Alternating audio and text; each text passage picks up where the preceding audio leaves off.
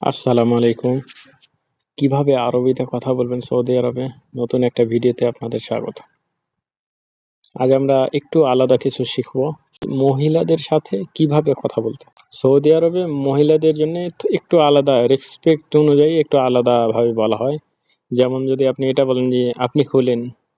ই ইনত তিফতাহ। আসলে আপনি এভাবে বলবেন না, "ইন তিফতাহ।" কিন্তু মহিলাদের ক্ষেত্রে এভাবে বলে। "ইনতি তিফতিন।" মানে আপনি খুলেন। ইনতি মানে আপনি। তিফতিন মানে আপনি খুলেন। তারপর যদি আপনি এটা বলেন যে আপনি কাজ করেন, ইনতি তিশতাগলিন।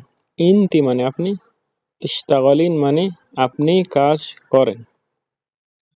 তারপর যদি আপনি এটা বলেন যে আপনি বলেন, তারপর যদি আপনি এটা বলেন যে আপনি বলেন, আপনি এটা বলবেন না যে আনতা তিগুল, আপনি এটা বলবেন যে ইনতি তিগুলিন মানে আপনি বলেন।